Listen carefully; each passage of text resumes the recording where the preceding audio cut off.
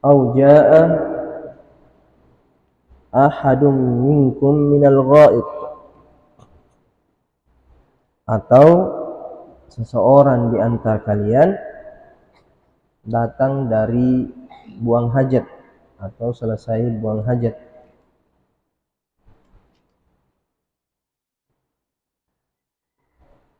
Au lamastumun nisa,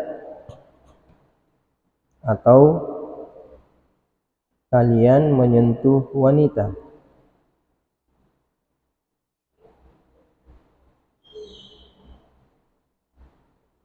Falam tajidu ma'an, kemudian tidak mendapatkan air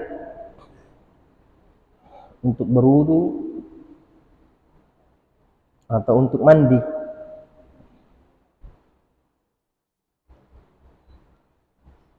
Fatayammamu, maka bertayamumlah. Qala Syekh rahimahullah ta'ala fa'abahat tayammuma lil marid mutlaqan. Allah Subhanahu wa ta'ala membolehkan tayammum bagi orang yang sakit secara mutlak. Yang sakit yang mencegah atau menghalangi dia untuk mempergunakan air. Yang sakit yang membuat dia tidak boleh mempergunakan air. Apakah akan menyebabkan sakitnya tidak sembuh? Dan dia sementara sakit. Kalau dia pakai air, maka semakin parah atau tidak sembuh-sembuh penyakitnya. Atau dia sehat, tapi kalau dia pakai air, dia akan sakit. Termasuk juga. Ya. Dia sehat, tapi kalau dia pakai air, maka akan membahayakan bagi dirinya.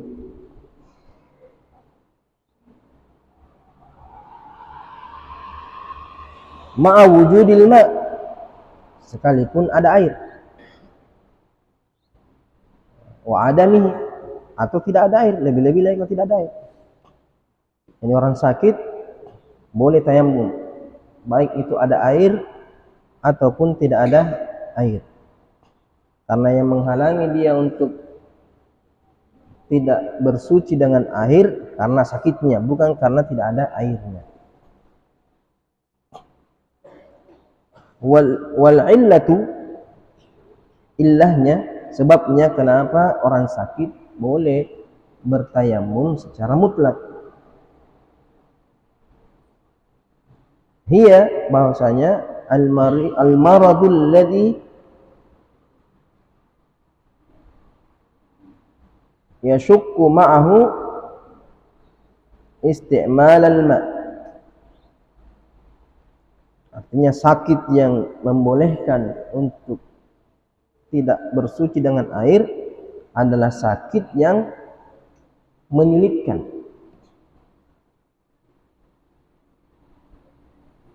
Dengannya ketika mempergunakan air.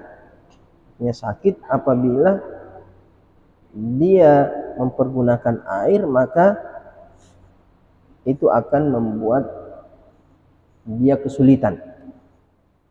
Apakah saya mengatakan sakitnya tambah parah atau akan menyebabkan dia sakit. Wa kadzalikal musafir,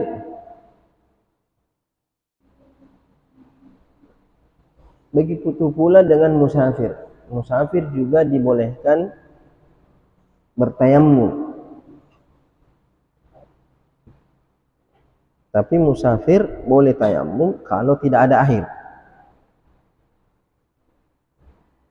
Atau ada air, hanya saja tidak cukup untuk makan dan minumnya.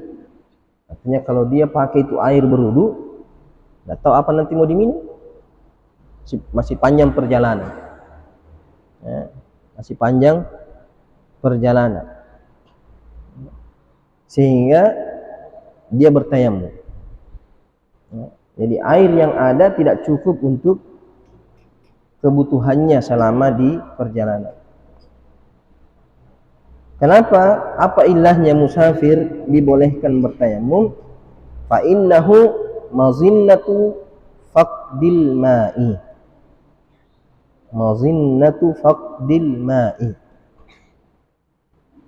Karena musafir itu besar kemungkinan kehilangan atau kekurangan air. Zaman dahulu, zaman sekarang ya ini di padang pasir atau kalau di laut boleh dia pakai air laut. Ya. Tapi kalau di padang pasir ya, tidak ada manusia di sekelilingnya, tidak ada pemukiman di sekelilingnya, maka dibolehkan musafirnya. Fa idza faqadahu al-musafiru, kalau musafir ini kehilangan air, faqadahu ay faqadahul ma, faqadal ma'u lahu. Ya, kalau musafir itu kehilangan air atau tidak memiliki air. Wa wajada ma'ahu ma yata'allaqa bihajati, dan dia mendapati tapi air yang dipergunakan untuk kebutuhannya. Ada air tapi mau diminum. Min syurbin, dari minumnya, wa nahwihi, dan selainnya, makannya.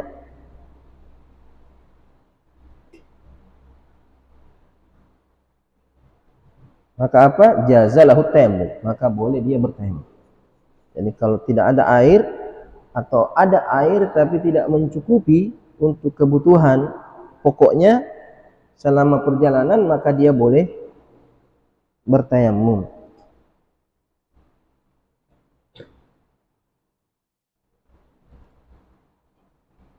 Wa kadzalika idza ahdatsal insanu bi baulin, begitu pula kalau seseorang itu berhadas.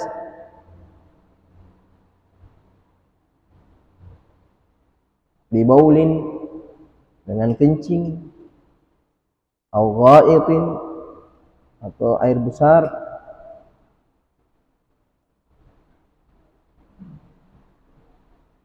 au mulamasatin nisa, atau menyentuh wanita. Semua yang membatalkan wudu. Fa innahu yubahu lahu tayammum idza lam yajidil ma'a hadaran wa safaran.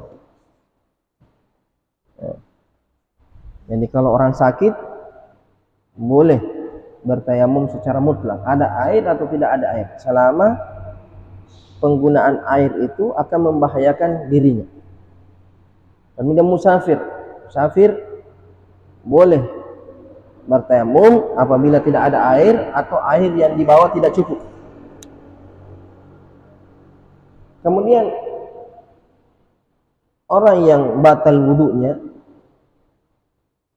karena kencing, buang air besar, menyentuh wanita, maka dia boleh tayamum sekalipun dia tidak musafir, sekalipun dia tidak sakit, kalau tidak ada air.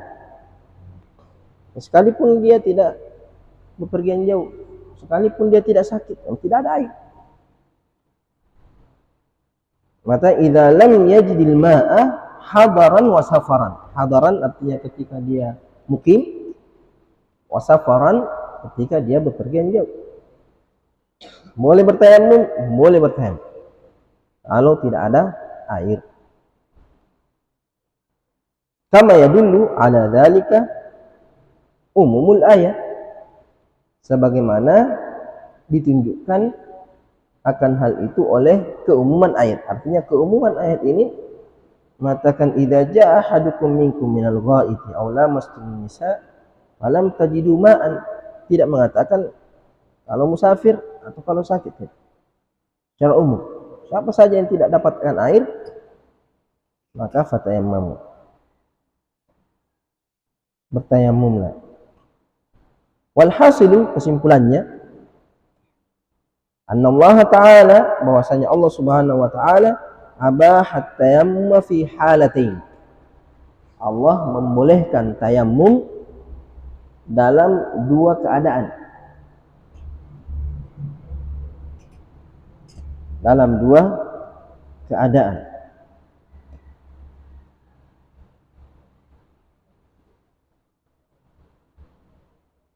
Hali adamil ma, hali adamil ma, keadaan tidak ada air. Ketika tidak ada air. Wa hadza mutlaqan fil hadari was safar. Kalau ketika tidak ada air, maka kebolehan tayammum secara mutlak. Baik itu mukim yang tidak bepergian jauh ataupun yang sedang bepergian jauh. Di mana tidak ada air, maka di situ ada tayammum.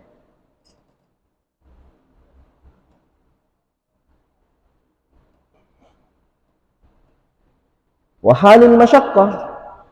Kemudian yang kedua, ketika dalam keadaan sulit, memberatkan, menyulitkan, bistimalihi, apabila mempergunakan air. Artinya ada air, tapi kalau dia pakai air akan menyulitkan diri, membebani dirinya, memberatkan dirinya. Karena apa? Bimaradin, dia sedang sakit. Kalau dia pakai air, maka sakitnya tambah parah, atau akan menyebabkan dia sakit. Wa nahwihi, atau selainnya, seperti kekurangan air. Jadi bisa jadi dia tidak musafir, dia di kampung, tapi sedang kekeringan. Kampung itu habis air, tidak ada air. Yang diminum saja harus diirit, karena tidak tahu kapan turun hujan. Ada air 1 galon, tapi perakiran cuaca bahwa akan 1-2 bulan tidak ada air. Maka ini disimpan pakai tayammum, yang lain untuk berwudu tayammum saja. Jadi ketika penggunaan air itu akan membahayakan, maka boleh orang itu bertayammum, baik itu musafir ataupun tidak musafir. Cuma biasanya musafir itu, mereka yang biasanya kehilangan air, kekurangan air itu musafir. Makanya disebutkan dalam ayat ini musafir, karena itu yang biasa mazinnatu faqdil ma, yang besar kemungkinan kehilangan air. Adapun yang mukim, kemungkinannya kecil, kecuali kondisi-kondisi tertentu. Yang jelas kesimpulannya bahwa dua yang menyebabkan orang boleh tayammum: ketika tidak ada air, atau ketika menyulitkan apabila dia mempergunakan air yang ada. Wakhtalafal mufassiruna fi ma'na qawlihi aw lamastumun nisa. Kemudian ahli tafsir berbeda pendapat tentang makna aw lamastumun nisa. Karena di sini disebutkan buang air kecil, buang air besar, kemudian menyentuh perempuan. Pertanyaannya, menyentuh perempuan di sini maksudnya apa? Hal muradu bidzalikal jima'? Apakah yang dimaksud dengan menyentuh wanita di sini adalah berhubungan suami istri, sehingga terkumpul dua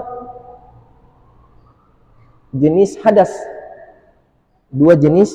hadas, bahwa dua jenis hadas ini boleh orang bertayamum. Hadas kecil, yaitu buang air kecil dan air besar, dan hadas besar ketika berhubungan suami istri. Jadi hadas besar maupun hadas kecil itu boleh tayamum, selama kemungkinan yang dua ini ada. Kemungkinan tidak ada air, kemungkinan membahayakan kalau dia memakai air. Jadi sebagian ulama menafsirkan bahwa aula mastumun nisa di sini adalah berhubungan suami istri.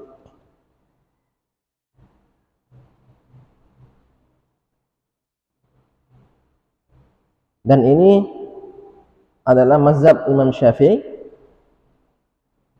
dan mazhabnya juga Ibn Hazm Az-Zahiri. Ketika menyentuh wanita batal secara mutlak, pakai syahwat atau tidak pakai syahwat. Mazhab Imam Syafi'i dan Ibn Hazm. Dan pendapat ini dipegangi oleh sahabat Nabi Abdullah bin Mas'ud dan Abdullah bin Umar. Abdullah bin Mas'ud dan Abdullah bin Umar berpendapat bahwa aula mastumun nisa di sini bermakna menyentuh secara mutlak.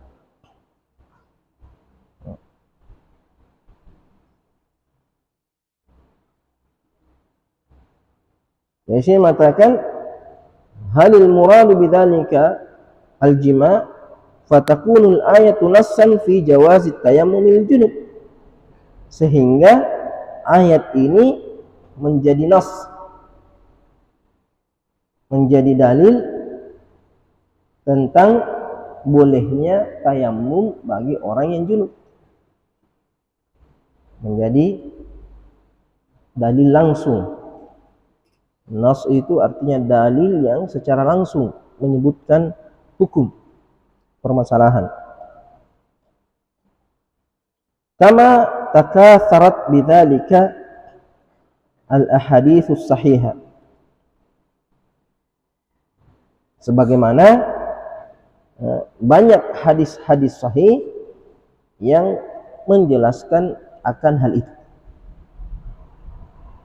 bahwasanya junub itu boleh dia bertayamum.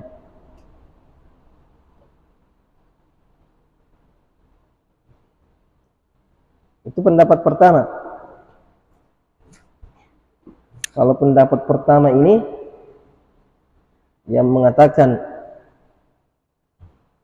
yang dimaksud dengan menyentuh adalah berhubungan suami istri, itu adalah pendapatnya Ibn Abbas.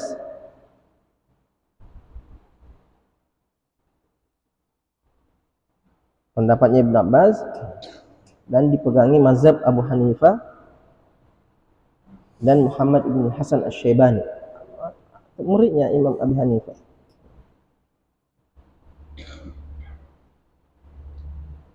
Jadi pendapat pertama mengatakan alam di sini, menyentuh wanita di sini maksudnya adalah berhubungan suami istri. Awil muradu, atau yang dimaksud bidzalika dengan hal itu, dengan menyentuh wanita itu, mujarradu al-lamsi bil yad, hanya sebatas menyentuh dengan tangan. Jadi kalau menyentuh dengan tangan, kulit dengan kulit bertemu, sudah batal wudunya.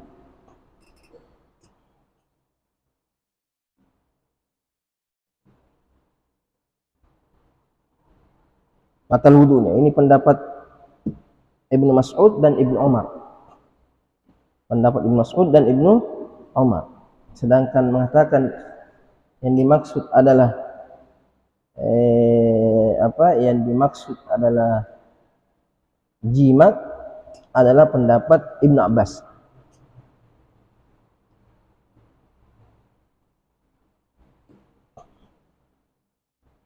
Kemudian ada pendapat ketiga, kata wa yuqayyidu dzalika bima idza kana madinnatu khurujil madhi. Ini pendapat ketiga. Mengatakan menyentuh itu diberikan batasan, yuqayyadu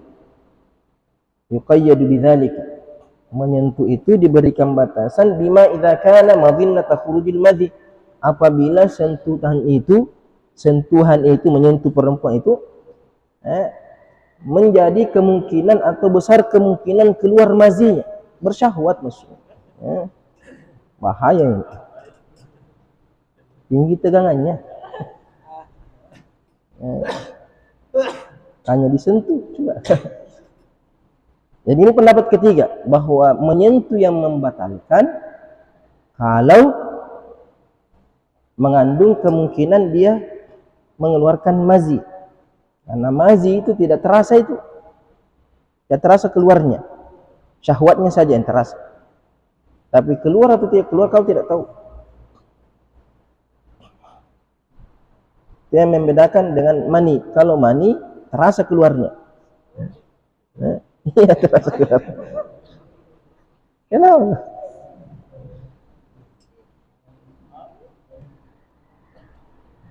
Kemudian bedanya juga dari bentuknya.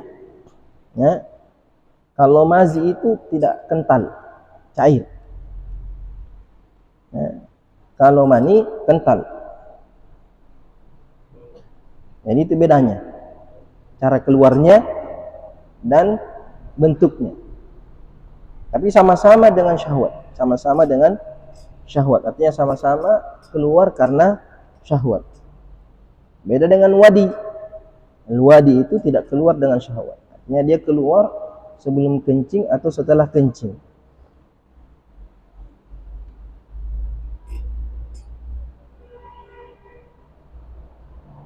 Jadi kapan batal? Kalau sentuhannya itu besar kemungkinan mengeluarkan mazi, wa huwal massul ladzi yakunu li syahwah, yaitu menyentuh yang menyebabkan adanya syahwat, yang menimbulkan adanya syahwat, atau dia menyentuh dengan syahwat. Ya. Apakah dia tidak sengaja menyentuh tiba-tiba tegangan? Nah, itu batal.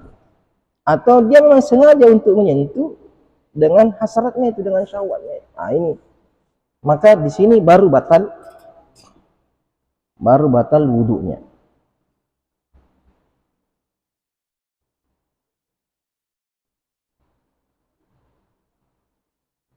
Fatakunul ayat, sehingga ayat ini dalatun ala naqdil wudu'i bidzalika, menjadikan atau menunjukkan batalnya wudu dengan itu. Jadi bukan menyentuhnya yang membatalkan wudu, tapi mazi yang keluar disebabkan karena syahwat. Kemudian bedanya juga mani dengan mazi. Kalau mani wajib mandi, kalau mazi tidak wajib mandi, hanya wudu saja. Tuh, berapa bedanya? Tiga kan? Yang keempat, mani itu suci, mazi itu najis. Mani itu suci, ya, tapi tidak mensucikan.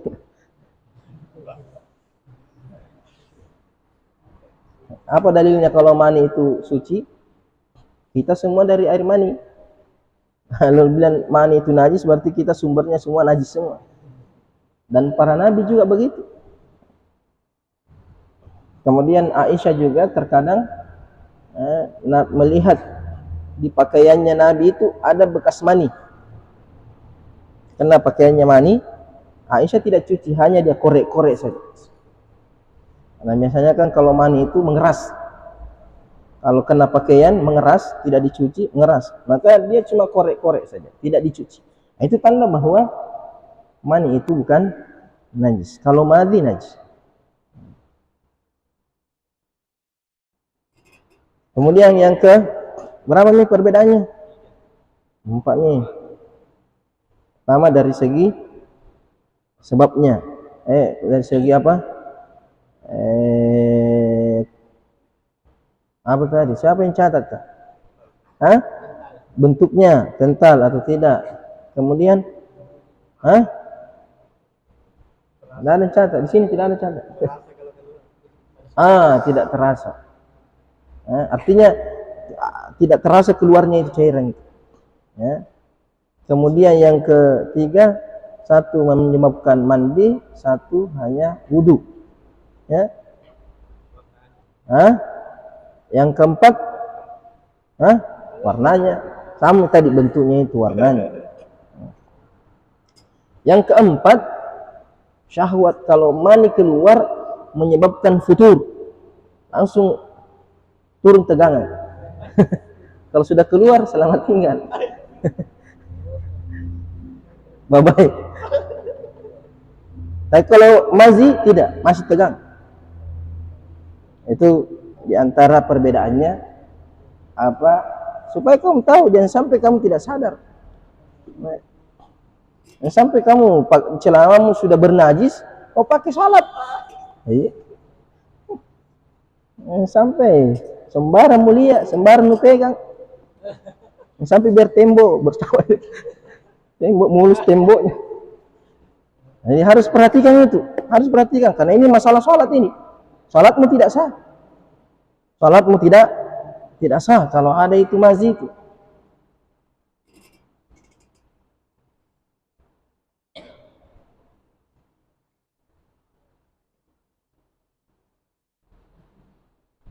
Jadi saya di sini tidak merinci. Yang jelas ini 3 pendapat kuat dari ulama. 3 pendapat kuat ya, dari ulama. Ya, dan tidak ada teksnya dari Nabi. Tidak ada hadis dari Nabi yang menentukan mana pendapat yang lebih kuat. Ya, masing-masing pakai logika. Masing-masing memakai logika dalam menentukan mana yang kuat dari pendapat ini. Jelas ada pendapat sahabat. Kalau tidak ada teks, kalau tidak ada hadis dari Nabi yang menjelaskan makna lams di sini, berarti kita lari ke penafsiran sahabat. Dan masing-masing ada sahabat yang memegangi kedua pendapat tersebut. Wastadalla al-fuqaha biqaulihi falam tajidu ma'an. Fuqaha, ulama fikih, beristidlal atau berdalil dengan firman Allah Subhanahu wa taala, falam tajidu ma'an, kemudian kalian tidak mendapatkan air, biwujubi talabil ma', wajibnya mencari air. Jangan sampai tidak ada air di rumahmu tapi ada air di rumah tetangga. Bahkan kalau bisa beli, wajib beli. Artinya dia punya uang beli air aqua, beli air galon, beli air. Ada sungai, ada laut. Namanya yang penting tidak memberi masyakkah, tidak menyulitkan. Jadi kalau bisa dia dapatkan air dengan membeli atau meminta, ini katanya falam tajidu, kemudian kalian tidak mendapatkan. Berarti di sini ulama mengatakan mendapatkan berarti sudah cari dulu baru tidak dapat. Sudah cari baru tidak mengatakan wala yujadul ma, tidak ada air. Artinya lam tajid wajad yajid, artinya berusaha mencari dulu katanya. Biwujubi talabil ma 'inda dukhulil waqt. Kapan wajib cari air? Kalau sudah masuk waktu salat. Sebelum masuk waktu salat tidak wajib. Tidak wajib mencari air. Artinya cari-cari memang sunnah kamu mencari memang air kalau memang tidak jalan keran, tidak ada air, baru cari-cari. Tapi kalau sudah masuk waktu, wajib sudah mencari air untuk menjalankan salat pada waktunya. Tepat di awal waktu. Qalu, kenapa? Apa alasannya? Kenapa wajib mencari air ketika masuk waktu? Li'annahu la yuqal, karena tidak dikatakan lam yajid liman lam yatlub. Tidak dikatakan tidak dapat bagi yang tidak mencari. Yang pergi dulu, tidak ada, sudah kau cari? Belum. Berarti bagaimana cara kau bilang tidak ada kalau kau belum cari? Tidak bisa kau mengatakan tidak ada kalau belum cari. Kecuali kalau besar kemungkinannya, artinya biar cari tidak ada juga. Satu kampung, jadi sia-sia saja pergi ke toko rumahnya orang, sama jika ada anta. Umpamanya begitu. Kita sudah tahu ada beberapa sumur di sini, tidak ada semua airnya, jadi tidak perlu lagi cari. Tapi seumpamanya kalau baru kejadiannya, yang baru tidak ada air, nah, dia bisa cari ada sumur di tempat sini, ada sumur di tempat situ, ada air tak kita simpang, ada. Yang jelas harus mencari ketika masuk waktu. Bal la yakunu dzalika illa ba'da talab. Bahkan itu tidak mungkin, kalau kata tidak dikatakan, ini macam tidak mungkin hal itu dikatakan tidak mendapatkan air illa ba'da talab, kecuali setelah mencari. Artinya tidak dikatakan, tidak disebut tidak dapat kecuali mencari. Bukan cuma tidak disebut, bahkan tidak mungkin. Dan tidak ada namanya tidak dapat kecuali kalau sudah mencari. Wastadalla bidzalika aidan ala anna al-ma' al-mutaghayyir, anna al-ma'a al-mutaghayyir,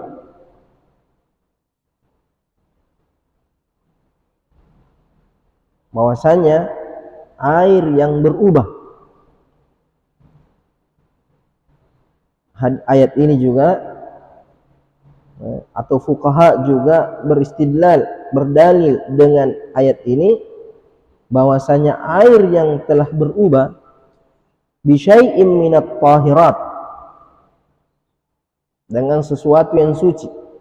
Artinya airnya sudah berubah menjadi air teh, air susu, atau air yang sudah tidak mutlak lagi, air sirup. Ya juzu, boleh dia bertemu. Artinya ada air, tapi sudah bukan lagi air mutlak, bukan lagi air yang boleh dipakai untuk berwudu.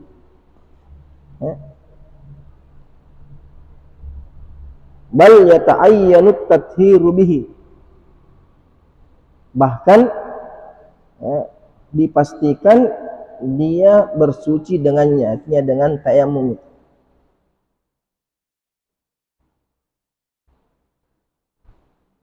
Oh tidak, tak balik.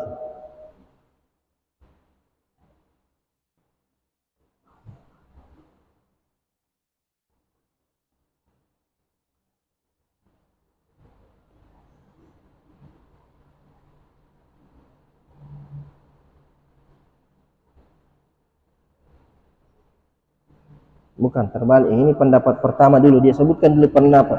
Nah, ada ulama yang berpendapat bahwa air yang berubah dengan sesuatu yang suci boleh dipakai untuk berwudu, boleh dipakai untuk berwudu. Jadi tinggal ada air teh sudah berubah jadi teh, katakan boleh dipakai berwudu. Bahkan mesti katanya dipakai berwudu, lidukhulihi fi qawlihi falam tajidu ma'an, karena masuk dalam firman Allah, kamu tidak mendapatkan air, wa hadza ma'un, dan ini katanya adalah air.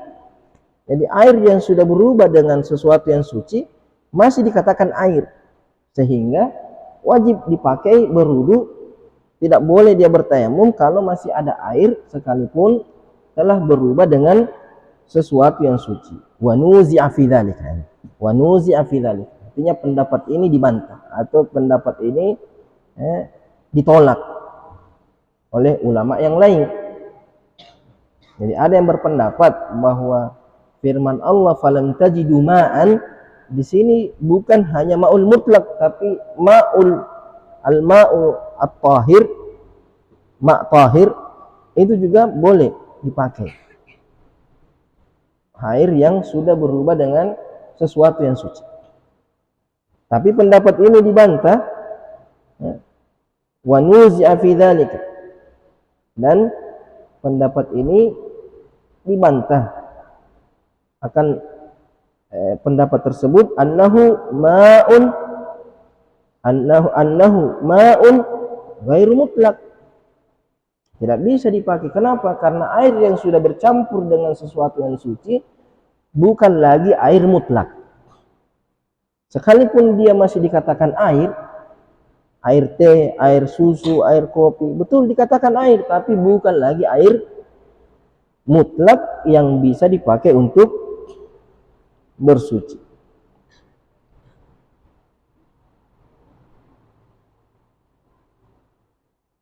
Wa fi dzalika nazar.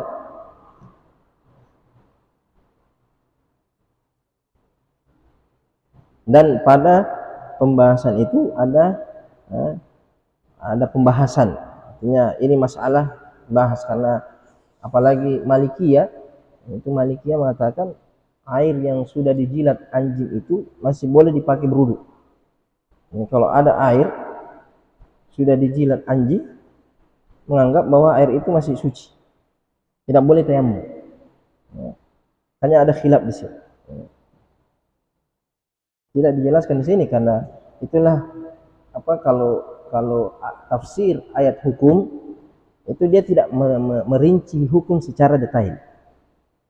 Jadi kalau mau detailnya lari ke buku-buku fikih. Karena tafsir ayat hukum biasanya hanya memaparkan permasalahan. Bahwa ayat ini ada yang berpendapat ini, ada yang berpendapat ini, ada yang tidak secara detail menjelaskan masalah fikih. Apalagi tafsir secara umum ini, tafsir secara ringkas. Kecuali tafsir-tafsir yang memang khusus tentang ayat-ayat hukum, yang ana memang mengkhususkan tafsirnya pada pembahasan ayat-ayat hukum saja. Biasanya di situ dia detail pembahasannya. Tapi kalau tafsir-tafsir secara umum seperti ini, artinya membahas seluruh ayat, itu biasanya tidak terlalu merinci pembahasan-pembahasan tentang hukum. Karena intinya bukan ke situ. Intinya bagaimana kita paham ayat ini secara umum. Apalagi tafsir seperti ini yang ringkas, sehingga hanya memaparkan saja. Wa fi hadhihi al-ayatil karimah, wa fi hadhihi al-ayatil karimah, pada ayat yang mulia ini, masyru'iyyatu hadzal hukmil 'azim, disyariatkannya hukum yang mulia ini.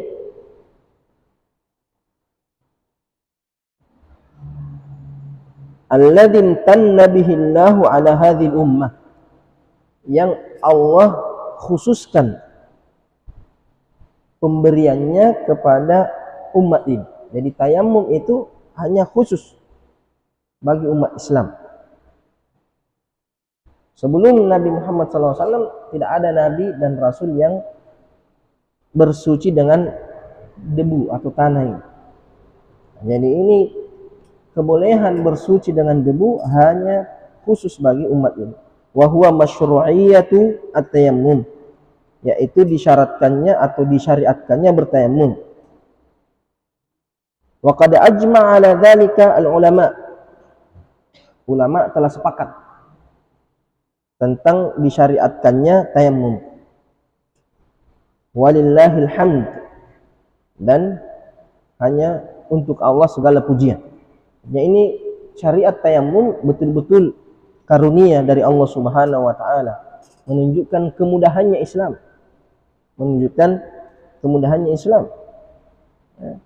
Kenapa? Karena kita diwajibkan bersuci dari air ketika ingin beribadah, tapi ketika ada masyaqqah, ada kesulitan, Allah memberikan jalan keluar, keringanan. Bahkan ulama mengatakan sekalipun tidak ada debu, kalau seandainya tidak ada debu, maka dia boleh salat tanpa bersuci sama sekali. Faqidut tahurain istilahnya. Tidak ada air, tidak ada debu, atau tidak bisa pakai air, tidak bisa pakai debu. Bagaimana caranya? Salat apa adanya. Ini saking mudahnya agama ini, saking ringannya. Walillahil hamd. Wa anna tayammuma yakunu bis-sa'id thayyib. Dan juga bahwasanya tayammum itu harus dengan tanah yang baik. Tanah yang baik, yang suci, yang halal, jangan tanah sengketa. Tanah sengketa nu pakai tayammum, tanah haram.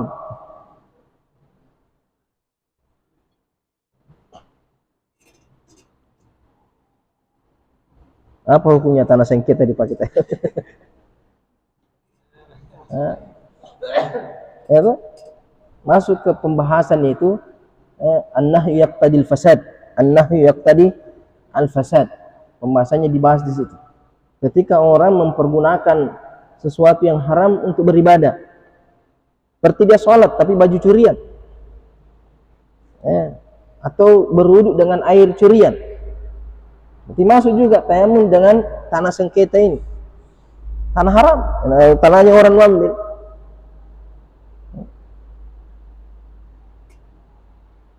Jadi masuk pembahasannya di situ. Jadi yang mengatakan an-nahyu yaqtadil fasad berarti tidak sah salatnya.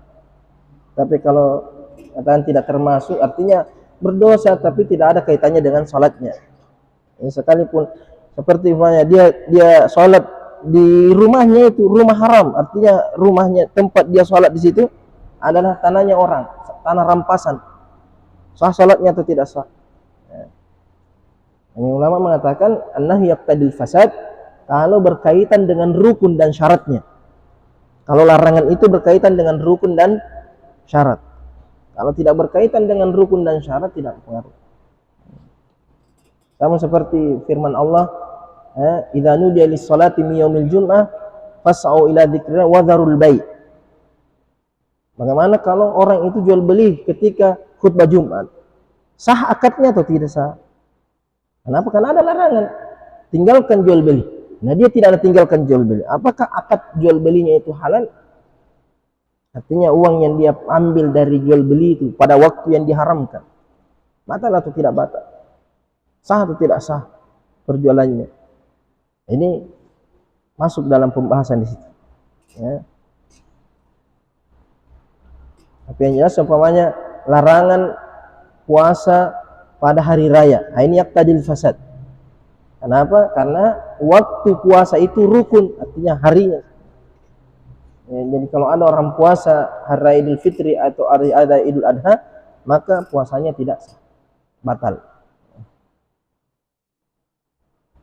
Tapi seumpamanya dia sahur dengan harta haram, batal puasanya atau tidak? Tidak ada, karena tidak ada hubungannya dengan ibadah puasanya itu. Ini makanannya haram, tapi puasanya sah. Apakah diterima atau tidak diterima kita tidak bahas. Karena harta haram termasuk yang menyebabkan ibadah itu tidak diterima. Tidak diterima pahalanya oleh Allah SWT. Yang kita bahas di sini sah atau tidak sah. Salatnya sah atau tidak sah. Seperti dia haji dengan uang korupsi. Sah hajinya atau tidak sah hajinya? Secara hukum sah. Artinya dia sudah menjalankan rukun-rukun haji. Tapi diterima atau tidak diterima? Ada pahalanya atau tidak ada pahalanya? Dalam hadis Nabi itu, summa dzakara ar-rajulu yutilis safara ash'atha akbar, yamuddu yadahu ila sama wa yaqulu ya rab ya rab ya rab. Dia berdoa, wa mat'amuhu haram wa mashrabuhu haram wa malbasuhu haram wa ghudhiya bil haram fa anna yustajabu lahu. Bagaimana bisa dikabulkan doanya? Bagaimana bisa diterima ibadahnya? Semuanya, pakaiannya haram, makanannya haram, minumannya haram. Tapi dalam masalah sah atau tidak sah, artinya apakah dia wajib mengulangi hajinya atau tidak. Jadi kaidah ini penting ini. An-nahyu yaqtadil fasad itu banyak hukum yang main di situ. Kalau kamu kuasai ini, maka ada satu risalah hanya membahas masalah itu. Masalah larangan, apakah menyebabkan kerusakan suatu ibadah atau tidak. Begitu juga dengan akad. Jadi di sini bahwasanya tayamum itu harus dengan tanah yang suci. Wa huwa kullu ma tasa'ada ala wajhil ard.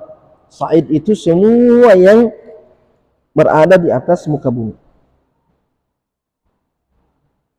Sawa'un kana lahu ghubarun am la. Apakah punya debu atau tidak. Ini satu pendapat. Bahwa mutlak, apapun, batu, kerikil, pasir, itu boleh dipakai tayamum. Wa yahtamilu an yukhtassa bidzalika bidzil ghubar. Tapi ada kemungkinan juga bahwasanya tayamum itu dikhususkan pada tanah yang ada debunya, artinya hanya khusus bagi debu. Artinya tidak boleh dengan kerikil atau batu atau tembok, harus ada debunya, artinya bisa terbang, sesuatu yang bisa berterbang. Kalau pasir kan tidak bisa terbang, artinya tidak melayang, tidak berdebu. Jadi ini ayat mengandung kemungkinan Sa'id Tayyib di sini, apakah semua yang ada di muka bumi ini bisa dipakai tayamum, atau hanya khusus tanah yang berdebu. Dan ada riwayat itu diperselisihkan, ini riwayat. Saya mengatakan wa ju'ilat liyal ardu masjidan wa tahuran. Ini diantara kekhususannya Nabi, dijadikan bagi saya bumi ini masjid dan alat bersuci. Masjid artinya di mana saja kamu bisa sholat, tidak mesti di masjid. Yang penting bukan tempat-tempat najis dan bukan tempat-tempat ibadah orang lain. Boleh. Begitu juga bumi ini untuk bersuci secara umum. Tapi ada riwayat mengatakan wa ju'ilat liyal ardu masjidan wa turbatuha tahuran. Ada kalimat turba. Turba itu debu. Jadi mengkhususkan debu ketika untuk bertayamum. Hanya riwayatnya ini, hadis ini yang ada tambahan turbatuha, ada yang mensahihkan, ada yang mendaifkan. Yang mensahihkan bahkan harus pakai debu. Yang mendaifkan dan tidak, secara umum saja. Adapun penyebutan debu itu sebaiknya, artinya yang paling bagus dipakai bertayamum itu adalah yang berdebu. Tapi kalau tidak ada, artinya kamu berada di tempat bebatuan, tak bisa kamu dapat debu, maka langsung saja tempelkan tanganmu di batu itu, kemudian basuh, sudah sah. Tapi kalau harus debu, berarti kamu harus menggali, baru di ayat lagi, kemudian diambil debunya baru bertayamum. Atau rumahmu yang berhantu jarang kau bersihkan, banyak debunya. Rumah yang jarang dibersihkan biasanya banyak debunya. Banyak ruang untuk bertayamum.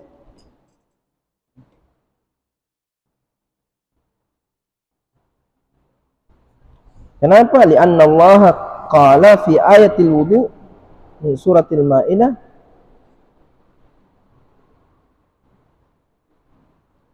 karena Allah Subhanahu wa taala berfirman fi ayatil wudu, di ayat wudu min suratil Maidah, dari surah Al-Maidah al-ayat as-sadisa, ayat yang ke-6, famsahu biwujuhikum wa aydiyakum minhu. Basuhlah wajahmu dan kedua tanganmu dengannya, dengan tanah itu. Wa ma la gubara lahu la yumsahu bi. Artinya sesuatu yang tidak ada debunya tidak bisa dibasuh. Bagaimana caranya mau dibasuh? Nah, tidak ada.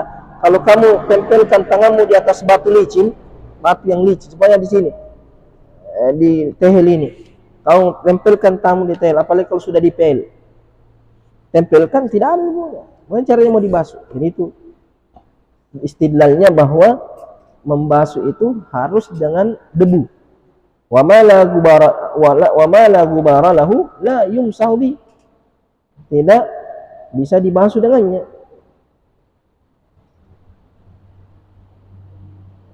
Nanti setelahnya ini wa qauluhu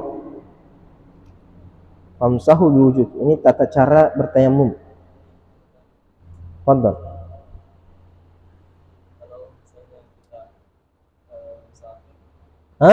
Musafir. Kita bertayamum di suatu tempat, apakah kita harus minta tanah ke orang? Sedangkan ini kan tentunya mempersulit, karena kita harus mencari siapa yang punya tanah, terus minta.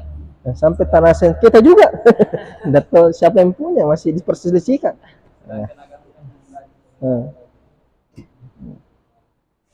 Bismillahirrahmanirrahim. Jadi di sini masalahnya masalah suatu yang tidak ada orang diambil debunya marah. Tidak ada orang yang diambil debunya marah, diambil ke debu dulu, tidak ada. Artinya sesuatu yang umum bahwa itu boleh diambil. Yang penting jangan 1 hektar mengambil. Yang jadi masalah tadi itu memang 1 hektar ambil punyanya orang. Jadi biar debunya haram juga. Kalau ini kan tinggal debu saja, tidak rugi, tidak cipe tanahnya itu karena debunya saja. Bahkan mungkin terima kasih sudah membersihkan. Ya. Jadi yang saya maksud tadi itu tanah sengketa, artinya tanah satu petak itu memang haram semua. Berarti biar debunya juga haram. Jadi dia yang pakai. Tapi orang lain yang pakai itu tidak marah yang punya. Ya, tidak marah yang punya. Kenapa? Karena hanya debunya kamu ambil. Tapi yang masalah ketika kamu ambil 1 hektar, biar debunya juga dia tidak akan halalkan. Ya, dia tidak akan halalkan. Kenapa? Karena kamu ambil banyak. Kamu ambil banyak. Misalnya seperti mangga seumpamanya, ambil 1 biji, nah, tapi kalau ambil semua, memang aja. Karena kamu ambil banyak. Ya, jadi lihat urfnya di sini. Kalau kita ambil barangnya orang, urfnya di daerah ini artinya tidak perlu minta izin. Maka tidak perlu minta izin. Tapi kalau ada urfnya, biar mangganya apa harus marah orang kalau diambil mangganya, ya harus minta izin. Karena sudah menjadi urf. Ya. Artinya kondisi umum di masyarakat, bahwa seperti lewat di pekarangannya orang itu juga termasuk juga kamu lewat, bukan jalanan, kamu lewat di situ, kamu potong kompas umpamanya. Jadi kalau urfnya artinya tidak marah di punyanya, tidak ada masalah. Tapi kalau ada larangan atau punyanya memang tidak suka, maka harus minta izin. Jadi dilihat kondisi. Ada lain? Apa? Kan tadi diceritakan kisahnya Sayyidah Aisyah ketika bayinya masih berkenalan. Nah, bagaimana kalau misal itu kan masih kan lebih dahulu keluar dibandingkan mani. Nah, otomatis kalau misalkan mani keluar terkena baju, apakah indikasi masih itu keluar bersama lebih dahulu dibandingkan mani juga terkena baju atau tidak? Istihlak sudah lebih mazi itu sedikit. Mazi itu sedikit sekali. 1 tetes saja biasanya keluar. Makanya tidak terasa. Jadi ketika sudah campur dengan air mani ini istihlak sudah. Artinya sudah bercampur di situ, tidak ada wujudnya sudah. Tidak ada wujudnya itu mazi itu karena lebih banyak maninya daripada mazinya. Ya, yang jadi masalah itu terkadang itu setelah keluar semua, itu masih ada yang keluar sedikit, setetes mazi itu biasanya. Nah, itu yang najis itu. Kenapa? Karena sudah keluar maninya, tapi dia tidak langsung pergi mandi, tidak langsung pergi cebok. Nah, itu biasanya ada mazi yang tertinggal di situ. Makanya itu harus hati-hati. Makanya disunahkan itu ketika junub segera mandi. Karena itu dikhawatirkan ada keluar mazi di situ, ada sisa-sisa syahwatnya itu masih yang mengeluarkan itu. Nah, itu sering itu. Nah, yang harus diperhatikan itu. Jadi setelah berhubungan biasanya ada mazi yang keluar dari zakar itu. Itu yang najis. Tapi kalau sebelumnya itu tidak dicampur dia. Biasanya tidak mesti juga keluar mazi kalau sebelum. Yang seringnya itu setelah mani keluar itu keluar mazi. Tapi sebelum itu tidak terlalu, biasanya jarang. Kalaupun keluar maka itu saya tadi bilang sudah istihlak, artinya sudah bercampur dengan air mani. Karena itu tadi itu dalilnya Nabi SAW. Ya. Dalilnya Nabi bahwa Aisyah tidak mencuci baju Nabi yang terkena mani, hanya mengorek-ngorek saja. Dikorek-korek saja supaya hilang bekasnya, atau terkadang dia percikan air saja. Percikan air. Wallahu ta'ala. Insyaallah nanti kita lanjut. Bismillahirrahmanirrahim. Alhamdulillahirabbil alamin wassalatu wassalamu ala asyrofil anbiya'i wal mursalin wa ala alihi wasallam. Allahumma 'allimna ma yanfa'una wanfa'na bima 'allamtana Allahumma zidna 'ilma. Allahumma inna na'udzubika min ilmin la yanfa'u min qalbin la yakhsha wa min nafsin la tashba' wa min du'a'in la yustajabu lahu wa sallallahu ala sayyidina Muhammadin wa ala alihi wasallam. Assalamualaikum warahmatullahi wabarakatuh.